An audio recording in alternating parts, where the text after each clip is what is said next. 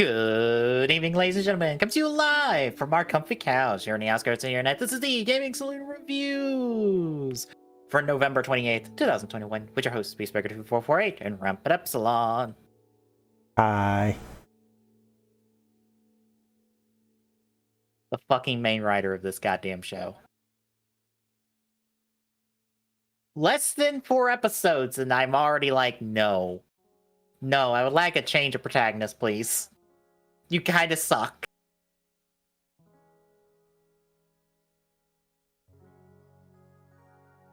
I mean, how are you classifying main writer? That way I know.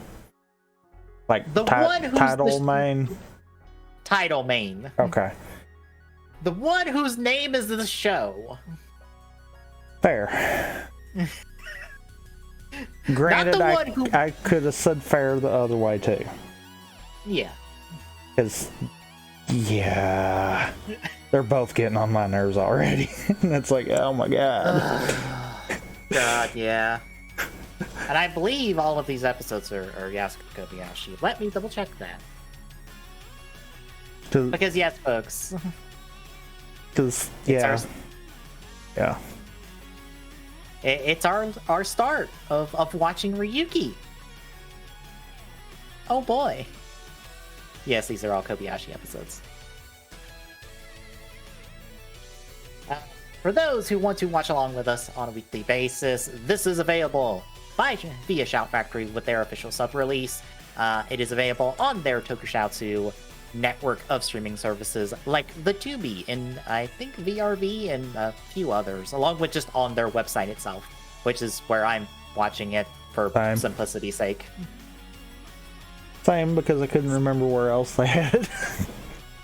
I primarily know Tubi because I have Tubi installed on my Fire Stick for that exact reason.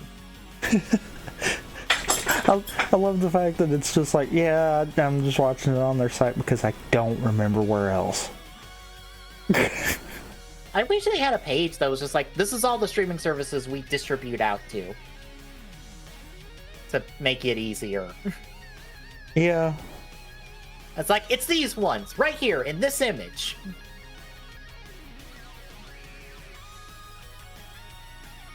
Yes, folks, it is Kamen Rider Ryuki, which debuted February 3rd, 2002. Our main writer is Yasuko Kobayashi once more. From the O's, the Zeno we just got done watching, the Go Busters, the Amazons, as you all know. But also, we have an appearance by Toshiki Inoue every now and again with an episode or two. Oh no. For those that don't know, he's, guy with Fies, back into Hibiki that nobody likes, Kiva, and Decade, and some of Kabuto, if I recall correctly. And some of those Movie Tyson films we don't like.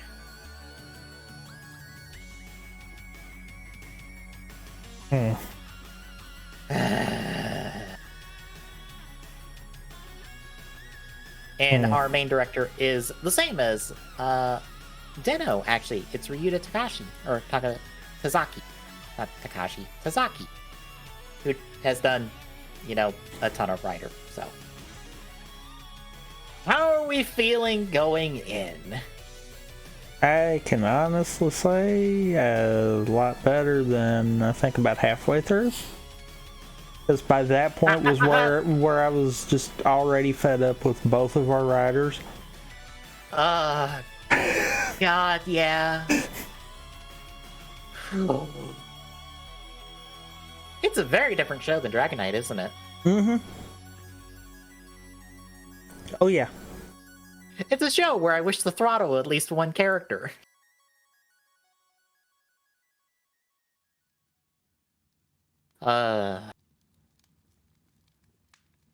And I guess this is a reference so people have an understanding. This is your first time watching Ryuki. I don't remember where I left off, but it was early in the show. It was somewhere in the teens to the 20s, I think. I didn't make it to Odin, and he's like 20 something, so I didn't make it that far. So, remember the thing you said about, it was said 01 would be released in December? That's apparently wrong. It's actually supposed to be January. Okay, because I was going to say, I'm kind of hoping it is, if these first 4 episodes are anything to go off of.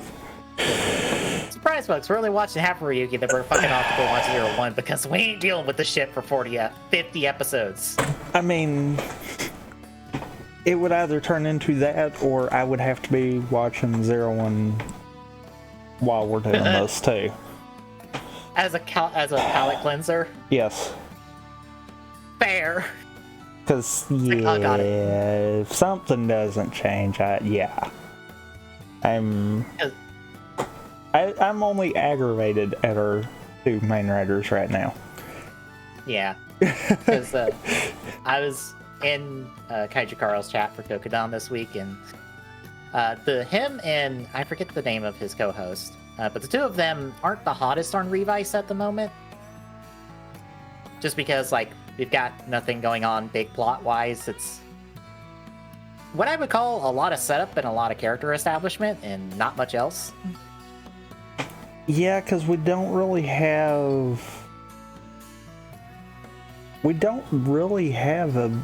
any kind of potential big driving force, which is kind of odd. Usually we've got little conflicts that by the end of the day lead up to our big one, but it just kind of feels like right now everything is just that, just setup. Yeah. I feel like we might get more of it going forward from here, because as of this week's episode, we have our 3 siblings as writers, we have Hiromi as demons, and we've got someone extra on our villains cast that I feel like is going to get played super hard. And from the looks of it, we get Revi's major upgrade next week. So I think going forward from here, it's going to be big escalation stuff. Especially when people are thinking Demons is going to die on Christmas, which I need to go do the research and find out how many characters have actually died in and around the Christmas episode. Because it doesn't feel like it's that many. Yeah. Well.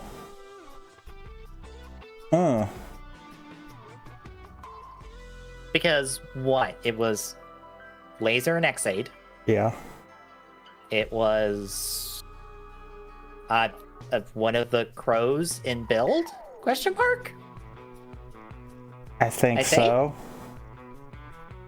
It might have been after the Christmas episode, but I think it was right there close enough to be considered close to it. Yeah. Actually, no, that feels later. Because Christmas should be sparkling, shouldn't it?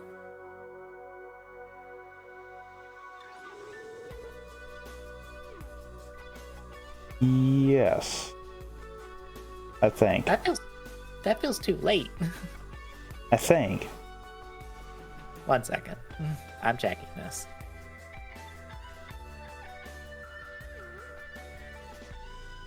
Yeah, no, the hazard trigger was shown off in episode 19, was in January. What part of January, though? Late January. Oh, so then yeah, that's why I was like, it was after, I know, but I was thinking it was closer than that. Sento didn't transform into Hazard until the final episode in January.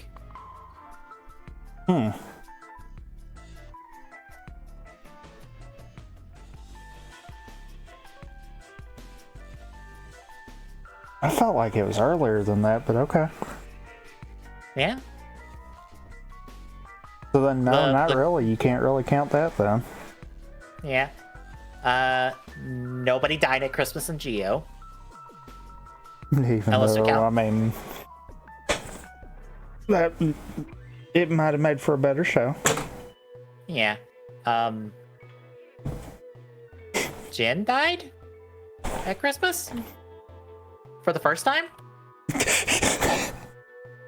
That's sad that we gotta We gotta say that. Yes, when your character has 3 deaths, you gotta specify which one it was.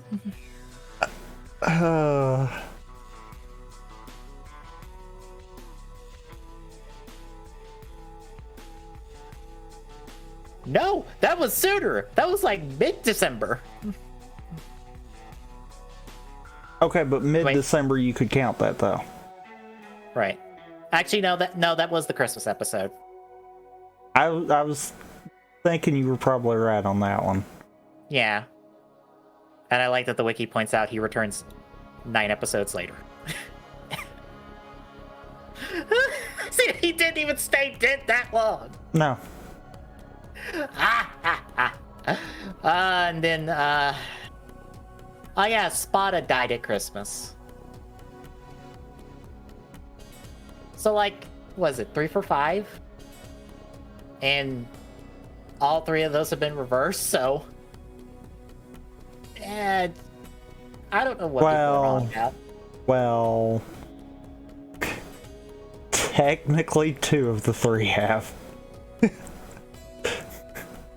Look, it took 2 more times for Jen to stay dead. Yeah. I'm under the assumption that the 4 of them are not fully dead, because that would be stupid. I mean, based off of the logic the show was given, no, they shouldn't be. They shouldn't be dead. They should just be we've got to rebuild ourselves dead. So, I guess I can give you the 3 there. Yeah. Yeah, I don't know. I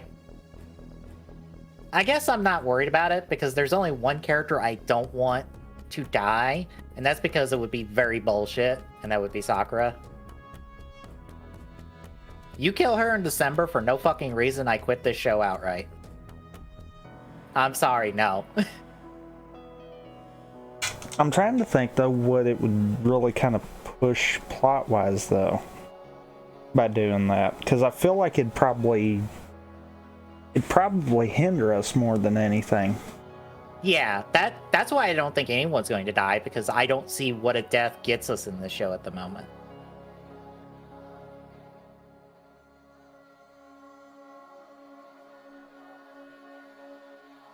Because, like, nobody's death is going to drive the plot forward. And honestly, none of our villains have shown the inclination to attempt to kill anyone besides Revy and Vice. And they're not dying. Well, Vice is, but that's me wishing.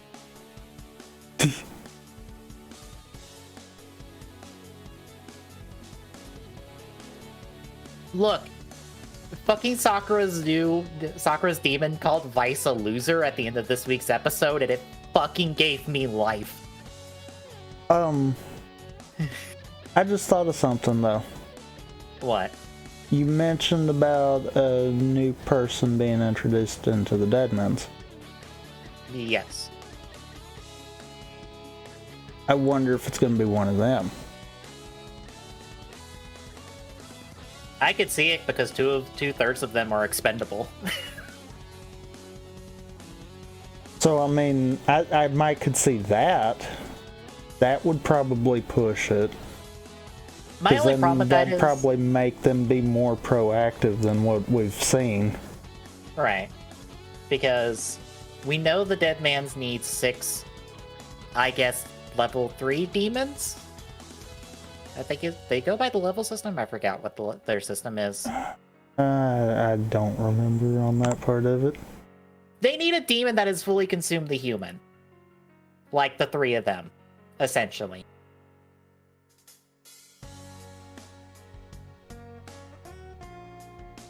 They need 6 of those to revive Geef. Which, I saw a very good point of, is that 6 including the 3 of them, or 6 more plus them? I mean, rider logic. They said a number, that means total. True. I'm assuming it's just 6 total, so they need 3 more, because that would make sense since they're like, oh, Aguilera's like connected to Geef and I guess becomes its host, I think, is what they've implied. If I recall their dialogue correctly.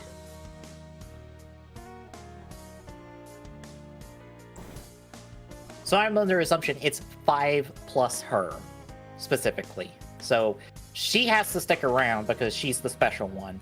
Yeah. And then the other 5 can just be whoever the fuck they get a hold of. So they've got 2.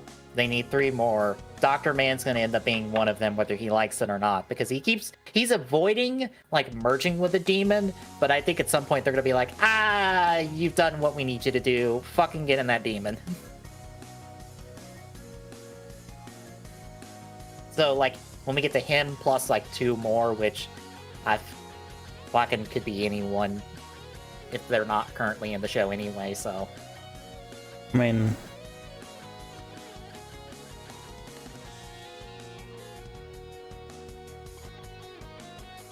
of course, now that, putting it that way, and us being so close, I don't think they could do that either, because then that's going to stifle that side of it. Yeah. If anything is going to happen at Christmas, I think Hiromi is going to do some big hero play, and it's going to take him out of commission, because it's already shown that he can't do multiple Geno mixes at the same time. It seems to be a limitation he has at the moment. I think he's going to do some big hero play to save the day, and it's going to KO him for a while, so he's off the table for a little bit. And then he's going to come back around probably when the Demon's Driver is released.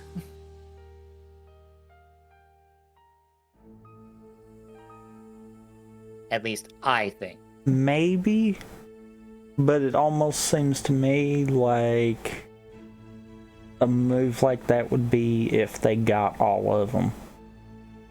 Right.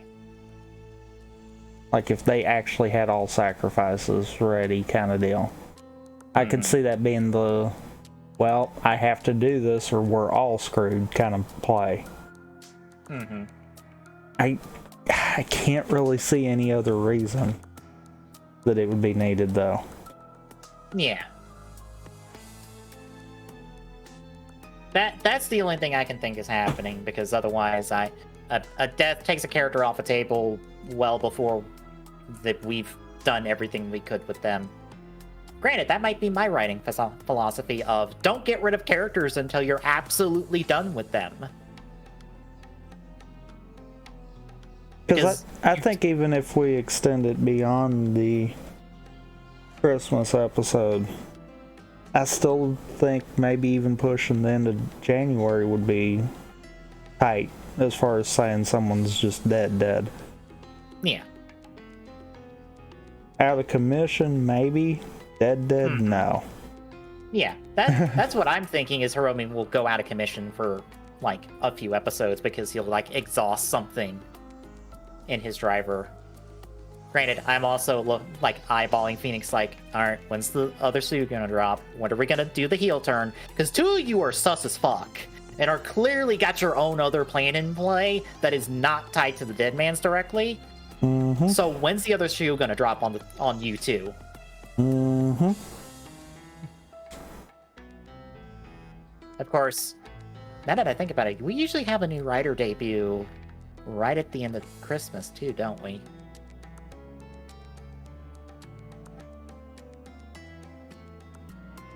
Like right at January, we usually have like some big.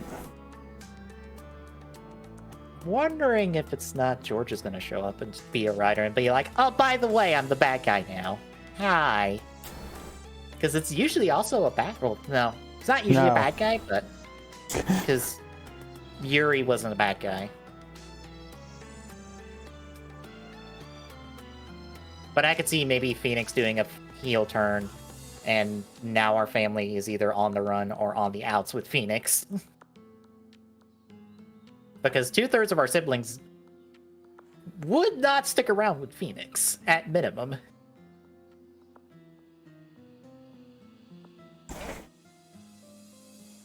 I don't think Daiji will either. I think he will fucking book it the second he sees them doing this heel turn.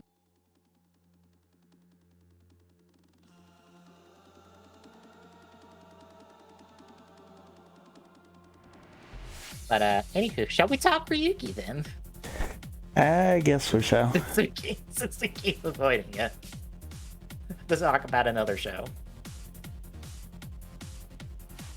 Alright, folks, we shall kick off looking at Kamen Rider Ryuki with episode 1, The Secret Story's Birth. So, we follow this girl home that is being stalked by some big spider monster through mirrors and stuff, and when she's at home in front of a mirror, it's got its web on her and pulls her into the mirror and eats her! Because that's just the sound of someone being eaten. Like, we don't see it, but she's dead. She's fucking been eaten alive. That's legitimate. Also, I feel like that is kind of a important point because they bring it up later. Yeah. No, they eat people. That is the thing they do. So, we then see Rin and Yuri are nearby. They sense the spider monster. Rin goes off to fight it. We see no fight. I don't know what happens, but we know he doesn't kill it. I guess it got away. Either that or he started fizzling. That too.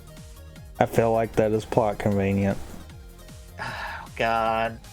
As soon as I saw that, I'm like, oh, yeah, I forgot about this. I'm so glad they just chucked that out of Dragonite, because that's honestly really stupid. Along with the other point that we'll get to later. Yeah, I saw that. My initial thought was, oh, this is just for plot. Got it. Mm-hmm. Because that's the only reason for that. The next day, the Ore Journal, which is the small magazine, e-newsletter organization we're following for this series. I don't know what to call them. I think that was supposed to be the thought of how, like, MSN and a lot of them started websites in the early 2000s to try to dispense news to more people, except for, you know, most people still didn't have internet proper. Yeah. They feel like a... They kind of feel like it's a nod towards that kind of concept. Yeah, they feel like an e-newspaper or an e-magazine, I guess. Although they're not a full magazine because it's 4 people.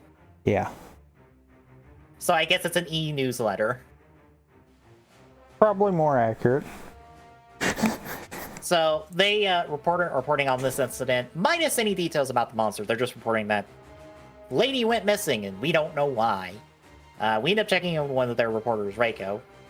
One of their 2 reporters, because I assume it's our chief, that I don't remember the name of, our tech girl, who I also don't remember the name of, Reiko, our reporter, and shithead Shinji, our other reporter, that I feel bad calling a reporter because he fucking does nothing. In training. Yeah. You can actually add that in there because he even says it. He is in training, but he is garbage at it still. I mean, yes. Anyway, Reiko's heading to investigate the whole incident. While we check in with Shinji, our main hero, who is having a spat with a truck driver who got into a rear-ending accident with a biker that is not Shinji. Because Shinji says that he wasn't looking in his mirrors, but the truck driver says he did.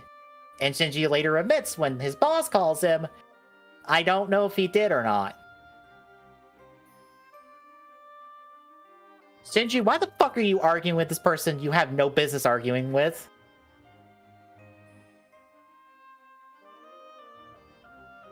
Also, that was fully intentional, and I kind of chuckled at the fact of you said main protagonist. Yes. Because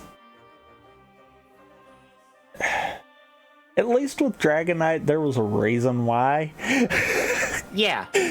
Like, that was understood. This, no, it just actually feels like he's not trying. Yeah. Like, it's like legit. Like, legitimately, why the fuck does he think he's going to get a story? Because that's why he's doing all this, is to get a story out of some random truck driver rear-ending into some biker guy, randomly on the street. Well, I mean, can't you see the headline? Idiot argues with trucker. Fair. Because, I'm sorry, there have been mass disappearances for 6 fucking months! Why are you chasing this story? Sir! Sir! Sir, you are garbage at your job. You should be helping Reiko on this major story. Or, I don't know, doing something else important. This is a terrible first introduction to the character if you haven't noticed, because I already hate this man within 0.5 seconds of meeting him. I want this man writer kicked out of the show now. You know, this initial scene here, I was thinking, oh, okay, so he's gonna be one of those that he's a goofball until he actually, you know, has power and realizes, oh yeah, I probably need to actually do something productive. Except for that doesn't change anything. Yeah.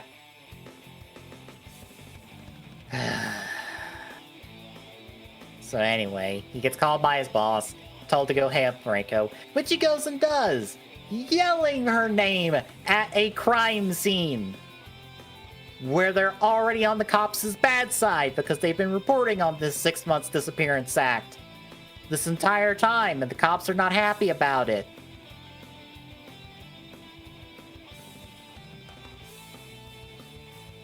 How long has this man been working here? It cannot be that long. Can it? He can't be this stupid. I mean, he can, actually. I know, but still.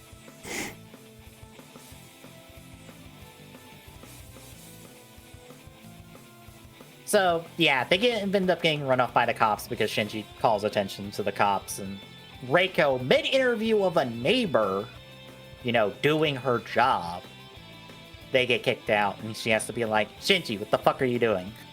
So, we go back to the office so we can get informed of this mass disappearances of, for 6 months, people have just been randomly disappearing with no, like, motive, no other evidence to show what's going on. So, currently they've got no leads. And Shinji wants to really catch this person and punch them in the face. Because that's totally a journalist's job. Sir, your job is to report on the news. Your job is to dunk people with a pen, not with a fist. What are you doing? Did you fundamentally misunderstand that your job when you signed up for this, Shinji?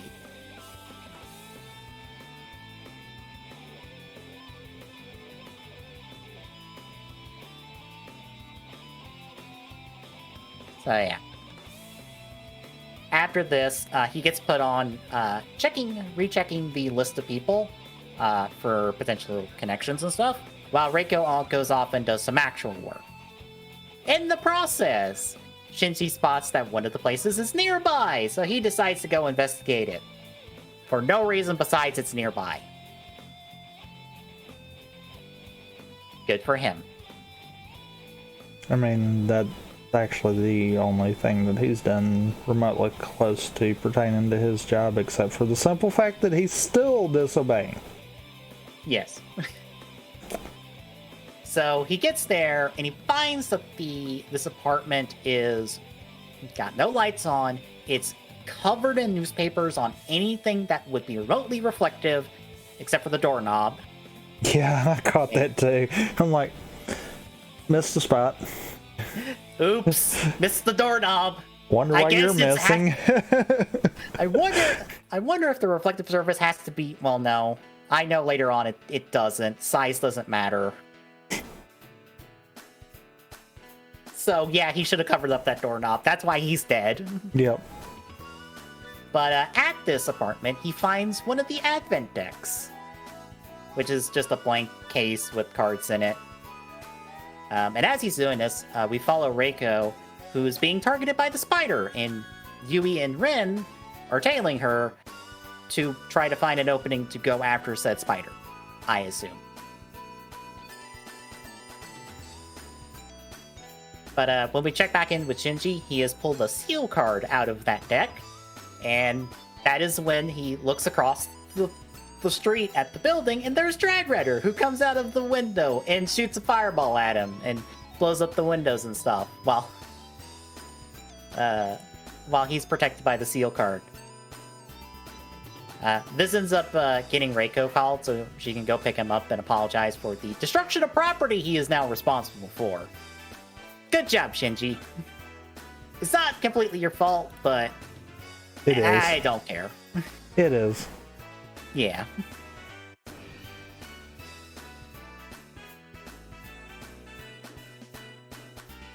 But once she's there and starts to leave, he starts to hear the noise, which... How do you like that noise whenever we hear the mirror monsters? It's not annoying yet.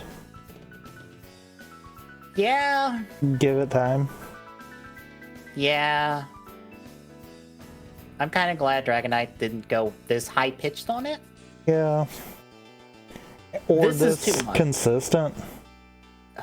Because every time the monster moves nearby a reflective surface, every time, it's like... Just... No, they had the right idea with Dragonite. Just a warning sound, and then leave it at that. Yeah, the characters might hear it, but that don't mean everyone has to hear it. Yeah. But he starts to notice the spider, tries to go, like, warn Reiko about it. Rin and Yui, who are nearby, also notice that he seems to notice the spider. Unfortunately for him, the deck starts glowing and dunks him in a car nearby, and dunks him into the mirror world in the one and only blank form we'll see all series. Because... I also love the fact that the deck was like, you, get in here. Go through the tunnel of mirrors to the mirror world.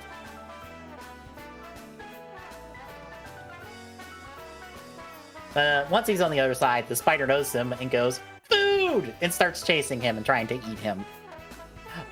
Rin heads in, using one of the ride shooters to drive there. I swear this thing doesn't actually move. It's a prop vehicle that they don't actually drive. Oh yeah, most definitely. Because that, I swear this thing is not in a scene where it physically moves on screen under its own power, or is not just on a conveyor belt. I mean, yeah, completely. So this is when Rin shows up as Knight. He attacks the monster, saves Shinji. Shinji tries to help, pulls out the sword. Clank! Sword breaks. He gets fucking dunked towards Knight. Knight just ricochets him into a building so he can do his fucking job. He blows up the monster, but then Drag Rider shows up and starts shooting at the two of them, and that's the end of the episode. Which takes us to episode 2, Giant Spider Counterattack. Rin wants to fight the dragon because Rin must punch. But they start to fizzle out, so they're out of time being in the mirror world. So Rin leaves through the mirror he came in. But then Shinji can't leave through that mirror. He has to come through the mirror that he went through to start with, because that's how this works. And this is stupid. Yes. Because clearly in the last episode, Rin comes out the mirror, out from a completely different reflective surface. So you can go into the mirror world, but you can come out anywhere you want. but you have to go back in the same way you came in. That's stupid.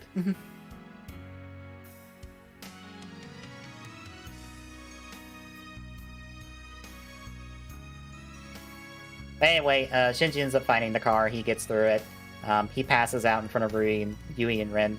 So they pick him up and drop him off at the cafe that her and her aunt run.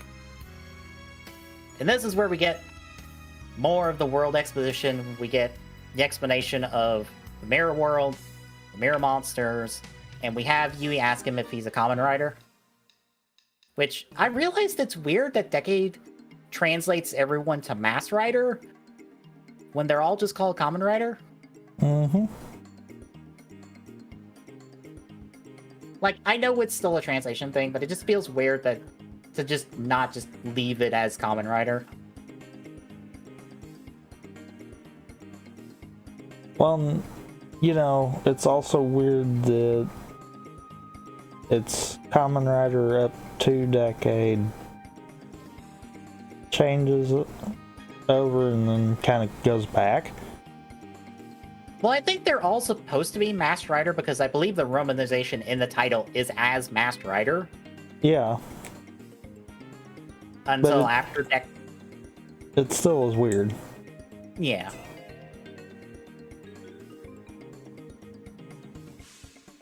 But she asks him if he's a Kamen Rider. He's like, no. Do you know a Kanzaki Shiro? No.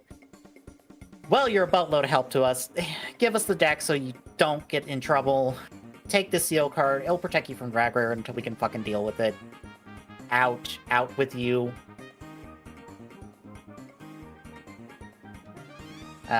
We also find out at this point that because of Shinji looking around the house when he leaves, that this Kanzaki Shiro is Yui's brother. We get that confirmed later, but this is pretty much spelled out to us now.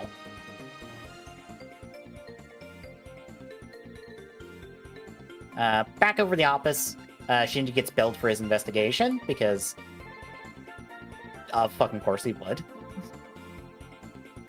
But in the city, we see the spider is revived, and then goes after a mom in a dressing room and takes her and eats her while her kid is outside. Oh no, how sad.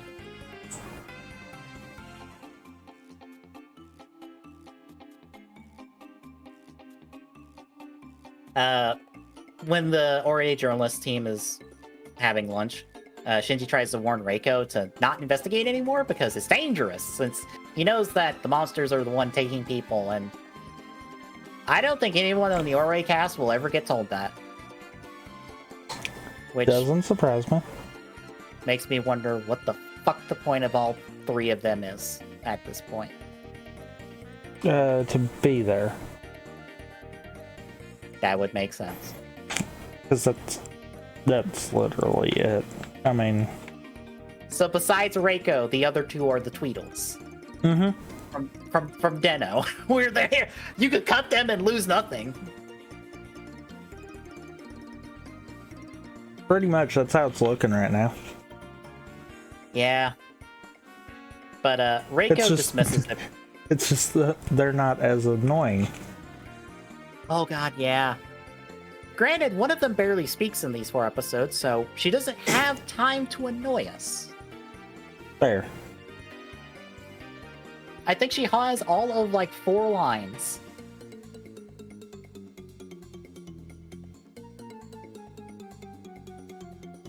But anyway, Reiko dismisses this because she's like, there are people missing. There are people... These people have families. They deserve to know what the fuck happened to them. I'm going to go find the truth. Bye! So she heads off to continue investigating. Shinji, at this point, will still not probably tell her ever what the fuck's going on. So they could get an actual journalist to help them, because I would assume a well-trained journalist could help them find this Kanzaki Shiro. Even though he apparently only exists in mirrors, as we'll find out later. Or, I mean, you know, a well-trained monkey would do more than what the only person in this room that knows anything can do. True. But Shinji heads out at this point for some answers from Yuri. Or Yui, not Yuri, Yui. But Rin's following him because he wants to fight Drag Rider. They stop eventually so they can talk for a bit. But Yui calls him because she's found the spider monster, so Rin goes to fight it. Shinji follows. He sees the kid and stuff. Rin does save one guy from the spider before he goes to fight it. This is when Shinji shows up and he's like, "Can I fight like him?" And Yui's like, "I mean, you could contract with a dragon, probably. That might help." So he decides to contract with Drag Rider, and now he's Ryuki, even though I think he was technically Ryuki before. Yeah, I think technically. Yeah. I mean, I know officially he is because it's Ryuki blank form, but I have a different question. Okay. Where did the names come from? Out of the magic hat. The dumps one on your head when you magically become a rider. True, because randomly Night calls him Ryuki, I believe, and technically at the start of the next episode. Yeah, and the only thing I can think of is maybe it has to do with the animal kind of deal. Yeah. Maybe? Maybe. It's one of those I'm like, I don't get it.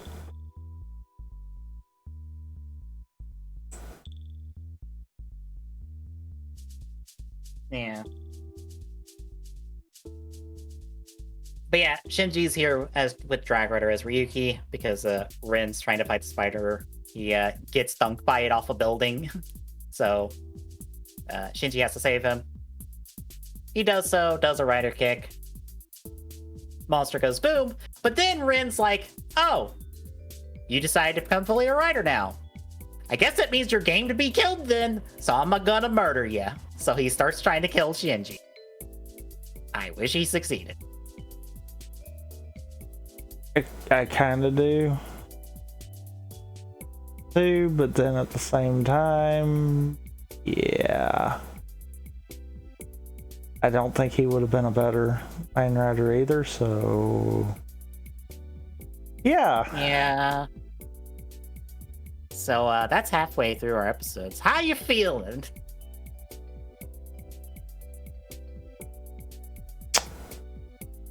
I'm feeling like, when are we gonna get an actual rider?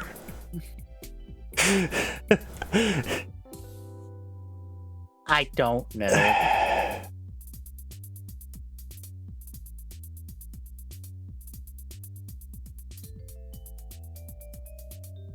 Because, yeah.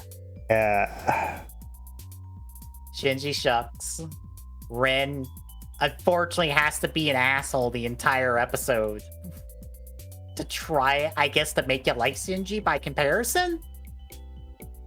Oh, not just that episode. It continues from there even. Yeah. I'm sorry. No. I get it one episode because maybe try to make him look better, but no. Shall we continue? Yes. Alright, we pick up with episode 3, School Ghost Story. Rin pretty much dominates the fight, and the only reason Shinji's not dead is that Yui went and broke a mirror, technically broke a window, in order to get their attention, and it's like, "Rin, don't murder him, or I call our partnership off of me being an extra ears for you to actually, I guess, find monsters," because I don't know if she does anything different than him.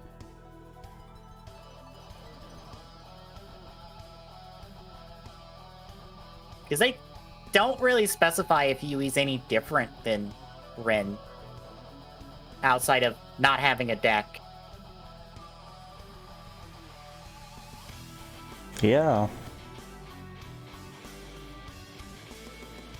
Which, I know this is a case later on, but I'm like, why does she not have a deck? Why does she not have the deck of the one female writer in the show that we won't even see in the series? Because reasons. Yeah.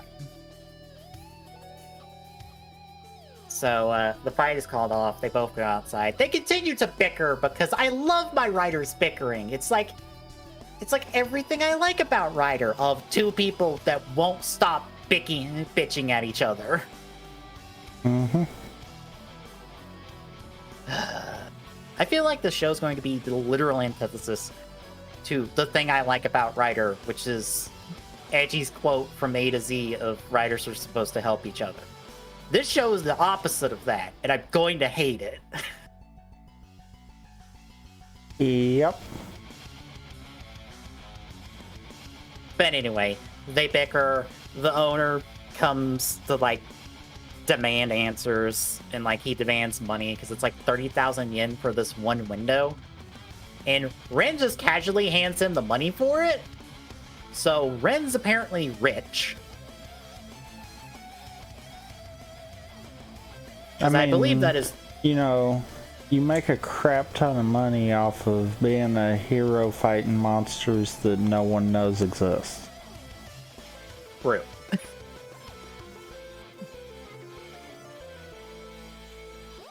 But yeah, he decides... I'm kind of puzzled how, you know, the one person here that actually has a job is the only one that cannot do anything here.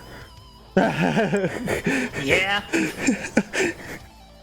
Which, for references, folks, of what that $300,000 yen is, that's $300 he just casually pulled out of his wallet and gave to this man to pay for a window.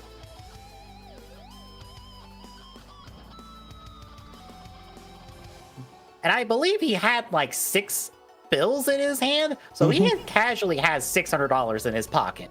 Mm-hmm.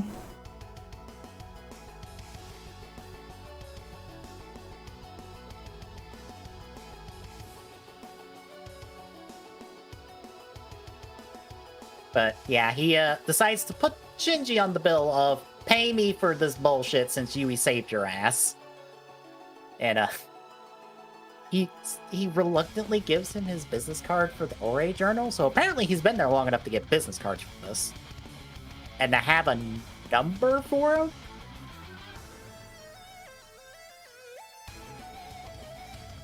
Granted, I find it hilarious that he hands it to him.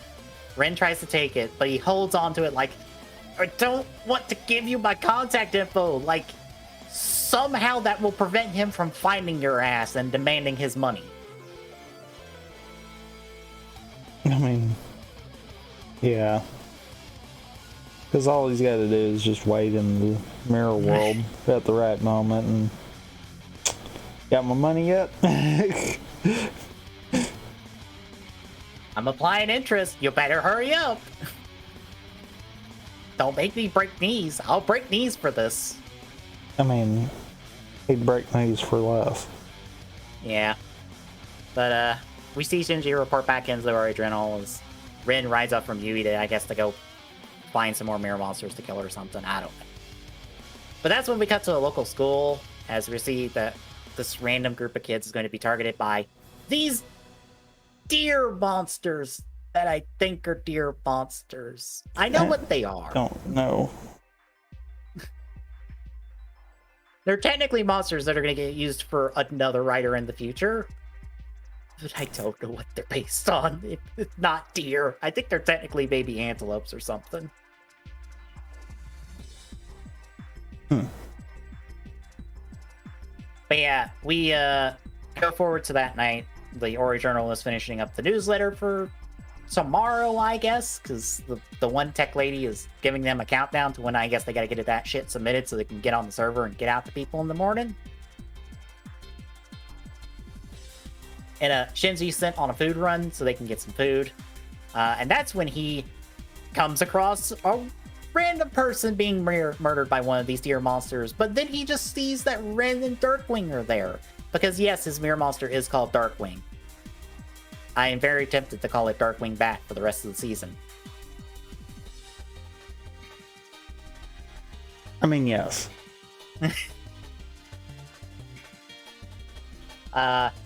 He tries to confront Ren about this because he's like, "Is your monster kill a man?" And Ren's like, "Fuck you, I ain't gotta tell you shit. Bye."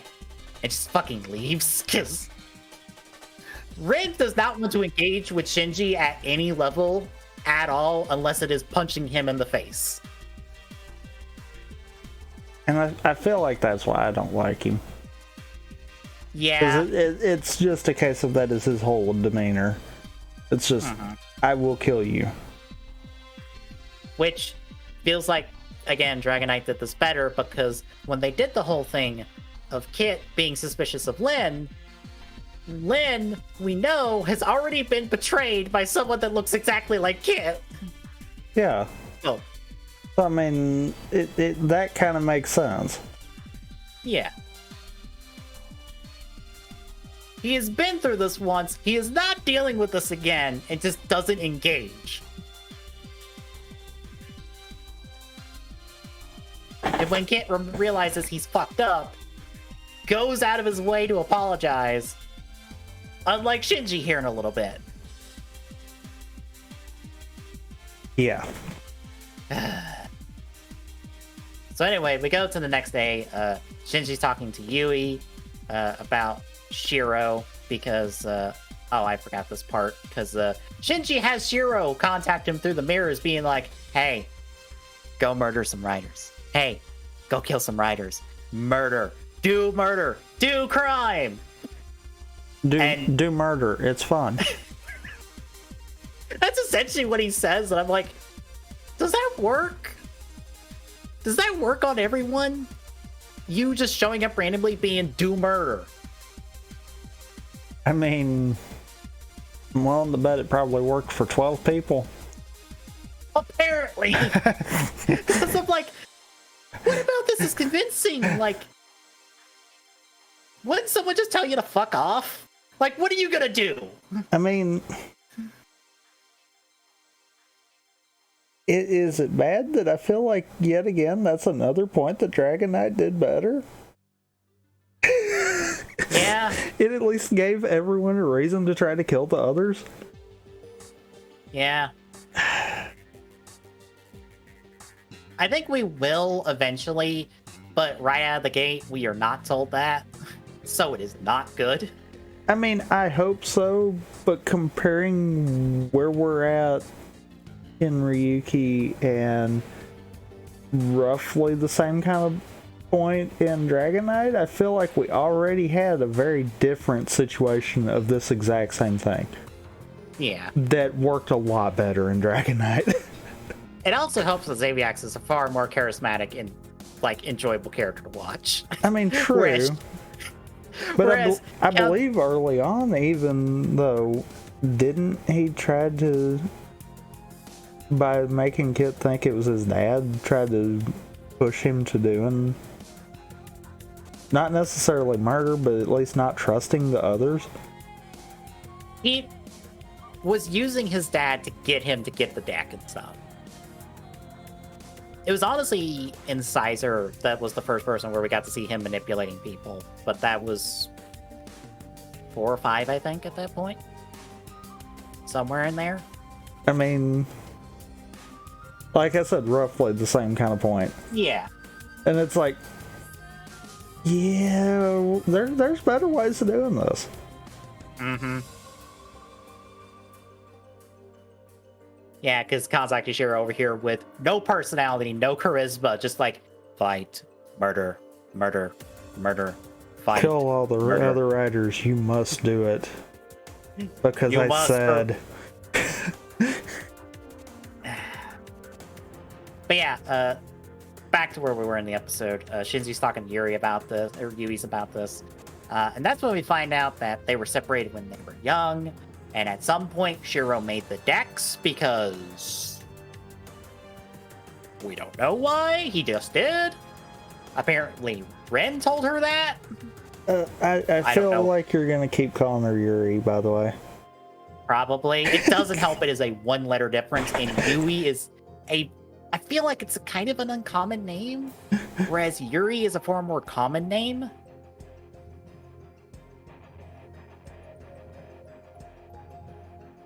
I mean, fair.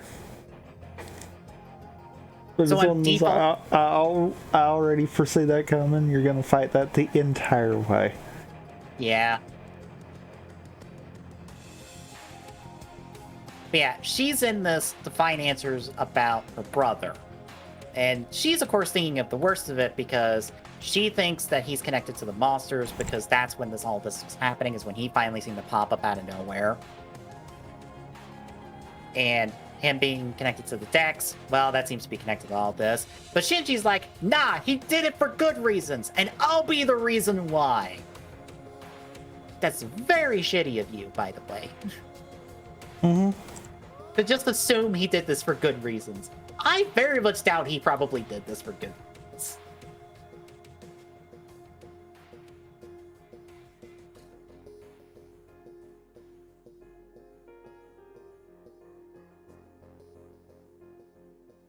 So yeah, he senses a monster, heads off to the school, saves one kid, and destroys the monster. But then he senses another, and he goes in the hallway, and there's Rin and Darkwing outside of the mirror world, over top of this kid. And oh no, did Rin try to get Darkwing to eat this child? Tune in next week! To find out towards the end of the episode. Yeah. Which takes us to episode 4, School Ghost Story 2. So, Shinji protects the kid. Darkwing just kind of goes back into the mirror, because Darkwing was just kind of floating there, and then he just left. And once more, Rin refuses to explain it because, fuck you, I don't want to talk to you. But, Yui then arrives, and at this point, Rin's like, yeah, this type has 2 or 3 monsters with them, so there's probably more, so I probably should stick around and keep an eye on these kids. And Yui understands that, but Shinji, on the other hand, is like, you're lying. You're full of shit. You killed people! On what basis? On the basis of he's a jerk to him. On the basis of you have a hate voter for this man? Yes. So he ends up talking to Reiko, who comes by the school because the guy from earlier was a teacher here, and that's why she's here, not the kids who got attacked. Because she'll then interview the kids about this, and I guess she won't take the monster thing seriously because kids? Question mark? Yes.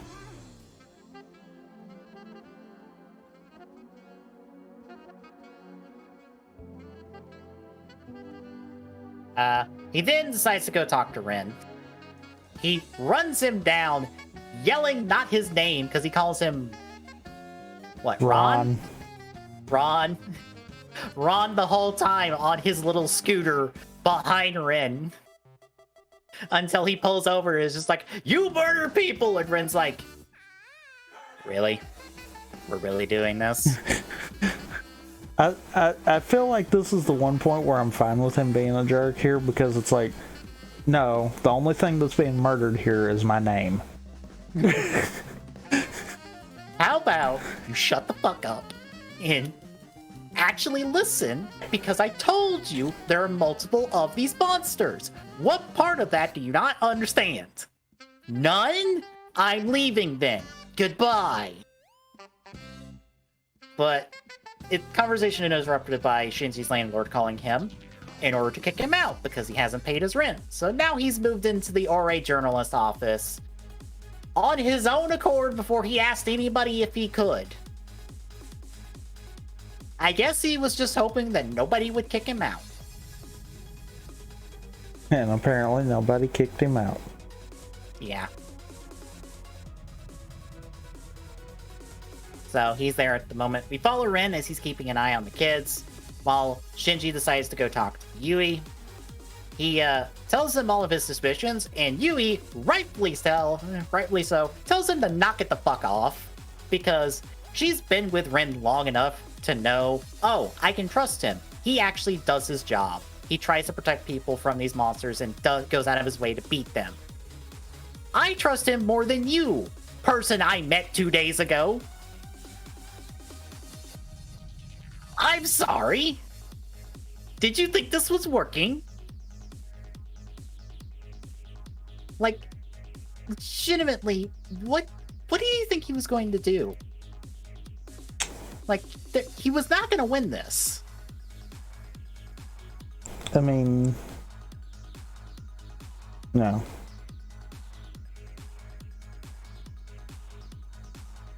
So we go to the next day. Rin and Shinji are at the school. They continue to argue. They decide to take it to an alley behind there, and Rin just starts punching him because he's just fucking fed up with this man. And then Shinji just starts punching back until he actually pulls Rin's necklace off, and we see that it's 3 rings, I think? I think so. Because it's 2 rings that are about the same size and then one that's slightly bigger, and Shinji notes that one of them is a girl's ring.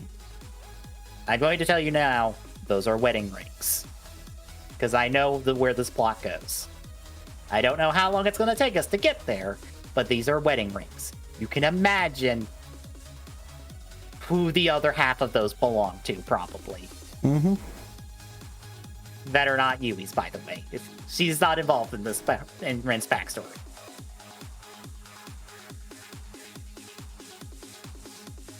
But yeah, Rin spots this. He takes the necklace back before explaining anything.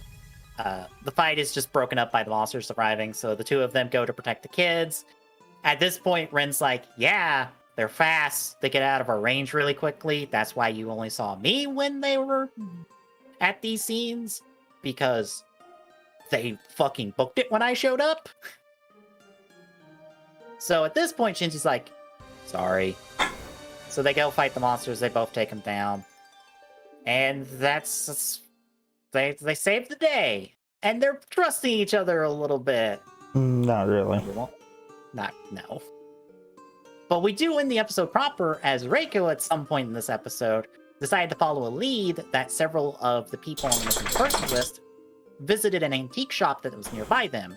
So she goes there, and we see that somebody at the shop has an advent deck with a crab on it. It's Crab Man! Not Forze Crab Man, but the other Crab Man.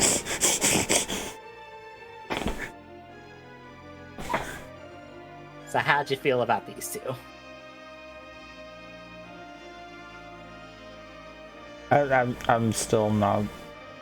I'm not fully aggravated at both of our riders. It's just... Yeah. Yeah, If it keeps on, I will be. It's hard to like 2 people who will not stop being at each other's throats. Yeah. Because Shinji really doesn't have a good introduction. Rin, by extension, doesn't have a good introduction because he's stuck arguing with Shinji for the entire batch of these 4 episodes. I feel like once he's finally away from Shinji in his own person, he's fine. But as long as he's with Shinji, he just gets dragged down. Just being miserable to deal with.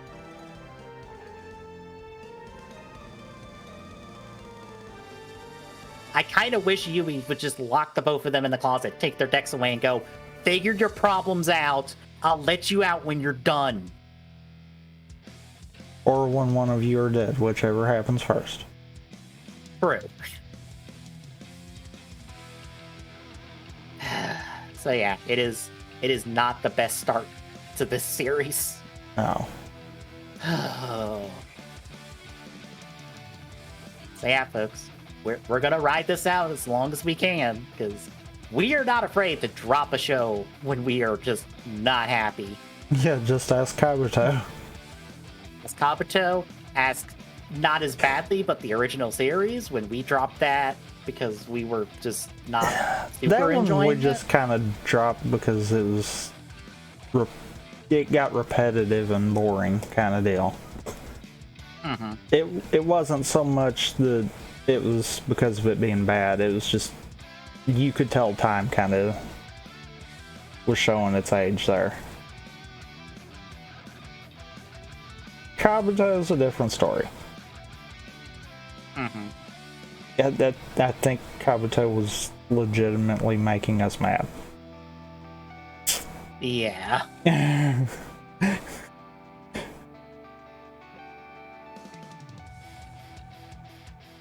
Also, apparently from that writer panel for Shout Factory, people are up in arms because somebody asked one of the people on the panel if we could get a dub of a writer show.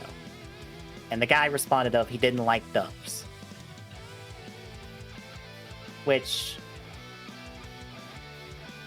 I don't know if we could even remotely attempt to get a dub at this point. Because we're barely getting subs as is.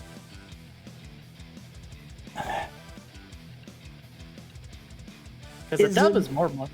Is it bad that I almost feel like it probably wouldn't do as good if we got a dub?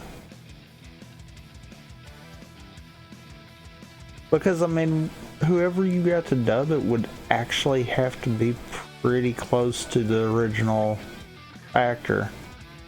Yeah. And that normally doesn't happen. I don't know. Like, a dub would be good for accessibility because some people can't watch sub material, so a dub would be good for them. But yeah, but would it be worth it kind of deal? At this point, I say no, because that's more money than Toei's willing to spend on Rider in the States at the moment. And they're not willing to spend a lot of money on Rider to start with. Well, I mean, even if you kind of ignored the money factor of it, yeah, would it really garner enough attention to kind of get new people in, or would it just be a lot of the people that have already watched the show given a second shot? Yeah, you'd have to get that dub on something like a Netflix, a Crunchyroll, a major streaming service for eyes to be on it, for it to matter. Because if it's just on like the network that Shout Factory distributes to, that's the same people. That's no one new. You want new people with a dub, which means we got to get that on Netflix, and Netflix has to actually be willing to put that on their streaming service.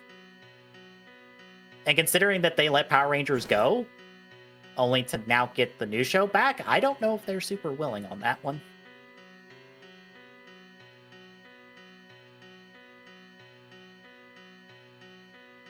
Like, there has to be a lot of effort and a lot of money put into it, and that's not happening. Not yet.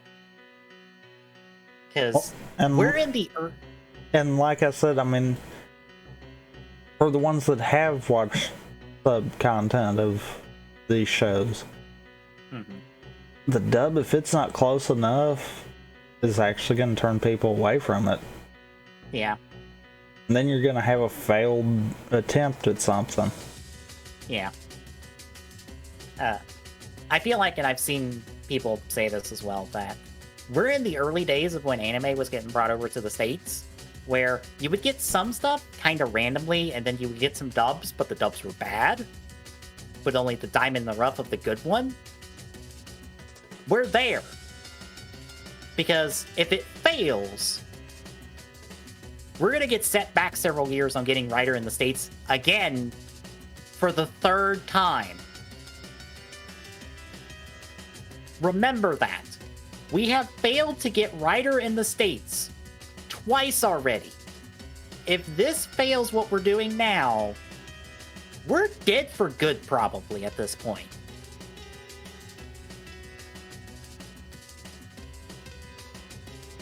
Because this would be the third separate attempt. Yeah. We can't be risky. We have to play it safe. And I mean, because Toei... I kind of agree with the statement too about it not really caring for dubs. Yeah. Because out of what we have watched, I don't know if a dub would do any of them justice. I feel like we'd have something go wrong somewhere.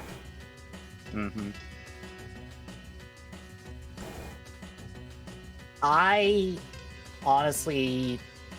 The dub is very specific to certain media. Like, if I've listened to a thing as a dub, then I would rather stick with the dub material. But if I've listened to it as a sub, I would rather do the sub, because that's the voices I associate with the character.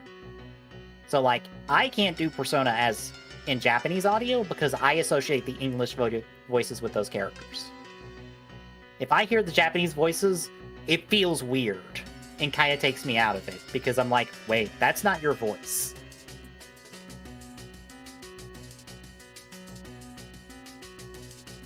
I can see that.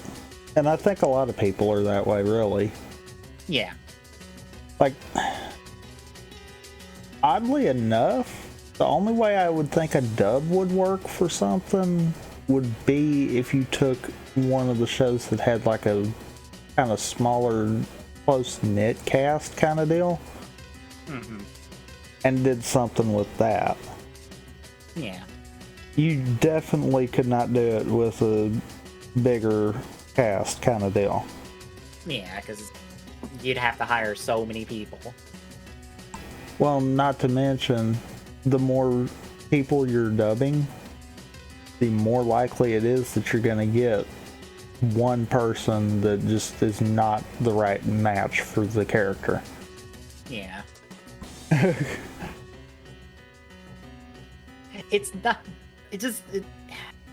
I saw Toku Chris say this because the same conversation came up from the Tokodon podcast of, it feels like the horse before the carriage situation of, we need the subs first. Yeah. We need the original. We need the thing that people want first before we try to expand this. Because it's not going to work otherwise. Because it'll just all fall apart. Mm-hmm.